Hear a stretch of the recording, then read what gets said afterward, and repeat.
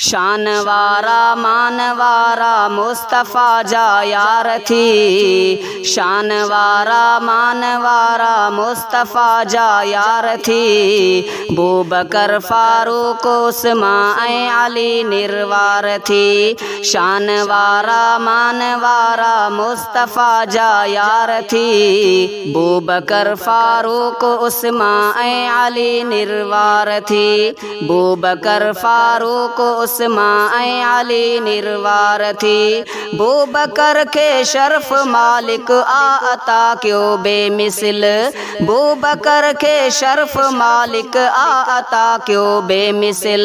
सारे असहाबन जो सोहणो बू बकर सरदार थी। बू बकर फारूक उस्मान ऐं अली निर्वार थी। शान वारा मान वारा मुस्तफ़ा जा यार थी। शान वारा मान वारा मुस्तफ़ा जा यार थी। बू बकर फारूक उस्मान ऐं अली निर्वार थी।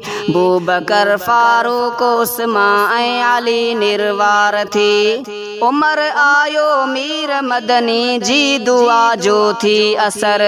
उमर आयो मीर मदनी जी दुआ जो थी असर। जंहिंजे आए आरुनो पो कुफर ज़ारऊं ज़ार थी। बू बकर फारूक उस्मान ऐं अली निर्वार थी। शान वारा मान वारा मुस्तफ़ा जा यार थी। शान वारा मान वारा मुस्तफ़ा जा यार थी। बू बकर फारूक उस्मान ऐं अली निर्वार थी। बू बकर फारूक उस्मान ऐं अली निर्वार थी। मुस्तफ़ा जंहिं लए घुरी आ बैअते रिज़वान आ। मुस्तफ़ा जंहिं लए घुरी आ बैअते रिज़वान आ। सो मिठो उस्मान गनी मोतबर मंठार थी।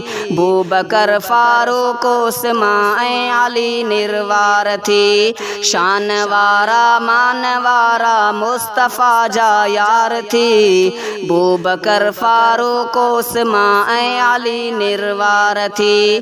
बू बकर फारूक उस्मान ऐं अली निर्वार थी। सौट साईं जो सगो आहे अली शेरे खुदा। सौट साईं जो सगो आहे अली शेरे खुदा। काफ़िरन जो धड़ सिसीअ खां जंहिं कटे क्यो धार थी। बू बकर फारूक उस्मान ऐं अली निर्वार थी। शान वारा मान वारा मुस्तफ़ा जा यार थी। शान वारा मान वारा मुस्तफ़ा जा यार थी। बू बकर फारूक उस्मान ऐं अली निर्वार थी।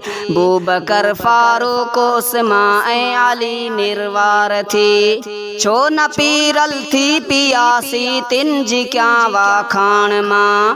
छो न पीरल थी पियासी तिन जी क्या वाखाण मां। मोहिब मिठड़े मीर मुरसल खे पियारा चार थी। बू बकर फारूक उस्मान ऐं अली निर्वार थी। बू बकर फारूक उस्मान ऐं अली निर्वार थी।